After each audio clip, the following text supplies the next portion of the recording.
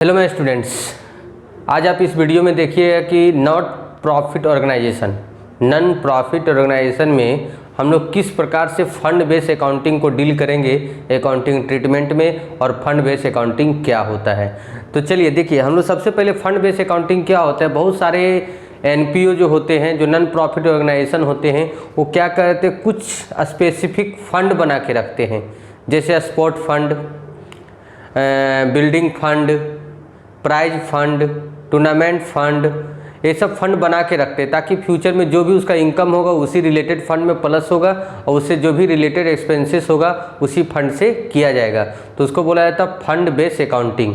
तो देखिए ध्यान से कि फंड बेस अकाउंटिंग क्या होता है। कभी भी दो प्रकार का अकाउंटिंग हम लोग, और कोई भी ऑर्गेनाइजेशन में, नॉन प्रॉफिट ऑर्गेनाइजेशन में दो तरह का अकाउंटिंग होता है। एक होता है फंड बेस अकाउंटिंग, मतलब कुछ फंड बना के रखा जाता है कुछ स्पेशल एक्सपेंसेस के लिए, और एक होता है नॉन फंड बेस अकाउंटिंग, मतलब इसमें किसी प्रकार का फंड नहीं रहता, सब जनरल एक्सपेंसेस माना जाता है, और जितना भी तरह का एक्सपेंसेस होगा सबको इनकम एंड एक्सपेंडिचर में एक्सपेंडिचर साइड दिखाया जाएगा, और जो भी इनकम होगा वो इनकम साइड दिखाया जाएगा। लेकिन जब फंड बेस अकाउंटिंग होता है तो उसमें क्या होता है, जो फंड से रिलेटेड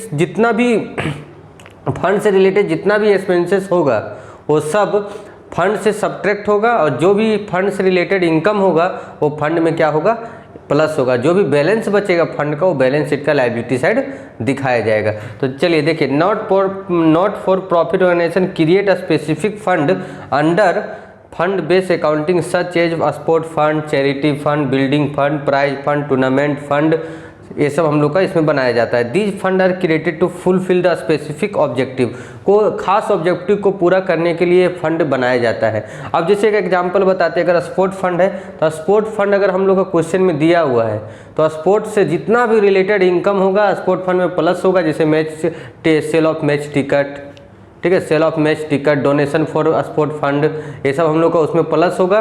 और एक्सपेंसेस जैसे प्राइज स्पोर्ट फंड में जैसे क्या हो सकता है, एक्सपेंसेस ऑन स्पोर्ट्स, ये सब हम लोग का उसमें क्या होगा, माइनस होगा।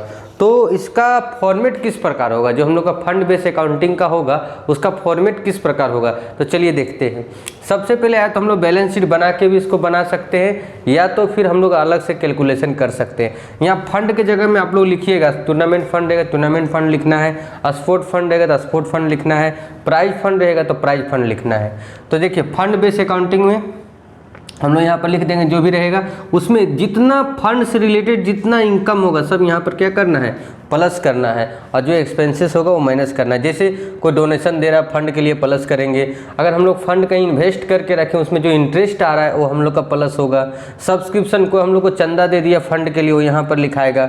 इनकम रिलेटेड फंड और बहुत सारा एक्सपेंसेस जो फंड से रिलेटेड है वो हम लोग देखेंगे क्वेश्चन में, नेचर देखेंगे उसका कि वो फंड से रिलेटेड है या नहीं। अगर फंड से रिलेटेड है तो उसको हम लोग यहाँ पर क्या करेंगे, प्लस करेंगे। इतना सब प्लस करके यहाँ पर लिखेंगे। उसके बाद जो भी एक्सपेंसेस होगा, जैसे टूर्नामेंट फंड है टूर्नामेंट एक्सपेंसेस होगा, स्पोर्ट फंड है तो स्पोर्ट एक्सपेंसेस होगा, प्राइज फंड है तो prize awarded, prize expenses, prize distributed, ये सब रिलेटेड फंड में एक्सपेंसेस होगा।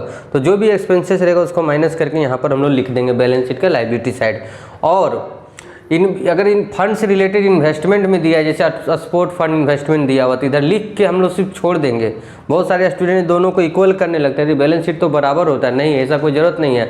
हम लोग इसको दिखा रहे हैं कि हम लोग बैलेंस शीट में किस प्रकार से इसको लिखेंगे, ठीक है। तो आप लोग को इसको अच्छा समझिए। एक एग्जाम्पल हम आप लोग को इसके बाद बताते हैं तुरंत, आप लोग बने रहिएगा वीडियो में। अगर अभी तक आपने मेरे चैनल को सब्सक्राइब नहीं किया है तो जल्द से जल्द मेरे चैनल को सब्सक्राइब कर ले। चलिए अब हम लोग के पास एक क्वेश्चन भी आ गया है कि आप दो क्वेश्चन हम लोग के पास है, ए और बी, हम लोग किस प्रकार से इसको फंड बेस्ड अकाउंटिंग में पुट करेंगे। तो चलिए ध्यान से वीडियो में बने रहिए।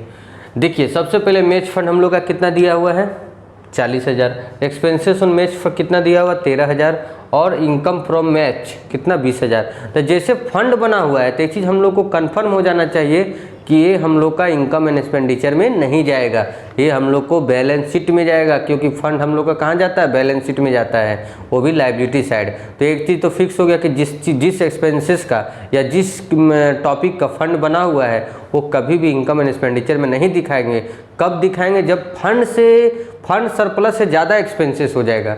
जो जितना हम लोग का फंड का सरप्लस है उससे एक्सपेंसेस ज़्यादा हो जाएगा, तो जितना ज़्यादा होगा वो हम लोग फिर बैलेंस शीट का liability side, sorry income and expenditure का एक्सपेंडिचर साइड हम लोग दिखाएंगे। तो ध्यान दीजिए यहाँ पर देखिए, इसको बनाते हैं हम लोग ए नंबर। सबसे फर्स्ट क्या बनाते हैं, ए नंबर। तो मैच फंड है तो हम क्या बोले थे, फॉर्मेट लिखे थे ना, मैच फंड। यहाँ पर लिख देंगे कितना है, 40,000 लिख दिए। अब क्या बोले थे, सबसे पहले एक चीज़ फोकस करना है कि जितना एक्सपेंसेस है, इनकम है, उसको यहाँ ऐड करना है। तो देखिए इनकम क्या यही है ना, ये तो एक्सपेंसेस है, यहाँ लिख देंगे इनकम फ्रॉम मैच।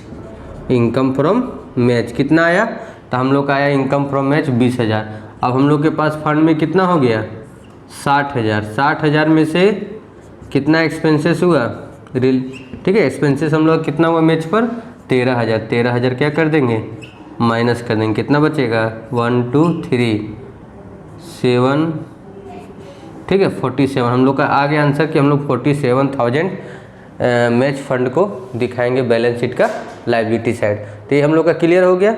अब हम लोग पास एक सेकंड क्वेश्चन है, prize fund, distribution of prize fund investment और interest on prize fund investment. तो सेम प्रोसेस से बनाएंगे इसको क्या करेंगे, आप लोग भी इसको सेम प्रोसेस से बनाएंगे। देखिए ध्यान से समझिए, हम समझा देते हैं। प्राइज फंड को यहाँ पर लिख देंगे 25,000, डिस्ट्रीब्यूशन ऑफ प्राइज एक्सपेंसेस में जाएगा, प्राइज फंड इन्वेस्टमेंट इधर लिख के, ठीक है, प्राइज फंड इन्वेस्टमेंट इधर लिख के छोड़ देंगे, और इंटरेस्ट, तो मतलब देखिए ये दोनों प्लस होगा।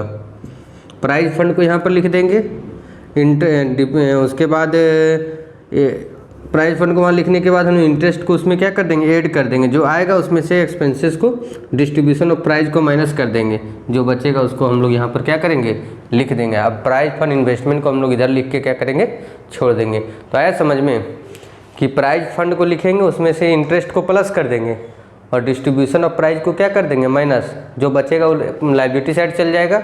कभी भी क्वेश्चन में अगर प्राइज फंड इन्वेस्टमेंट, अगर कोई भी फंड का इन्वेस्टमेंट दिया रहे तो उसको एसेट साइड लिख के उसको सिर्फ छोड़ देना है, ठीक है। जब बड़ा क्वेश्चन हम लोग बनाएंगे लॉन्ग टाइप, तो उसमें प्लस होकर बैलेंस शीट इक्वल होगा, ठीक है। तो ध्यान रहे, आप लोग इस पर ध्यान दीजिएगा। और वीडियो अगर अच्छा लगे आप लोग को तो अपने फ्रेंड सर्किल में इसको शेयर कीजिए, और अधिक से अधिक संख्या में मेरे चैनल को सब्सक्राइब कीजिए। और जो भी ज़रूरत होगा आप कमेंट सेक्शन में जाके हमको कमेंट कीजिए, किस रिलेटेड वीडियो चाहिए, हम आप लोग को कोशिश करेंगे उस रिलेटेड वीडियो को बनाने का।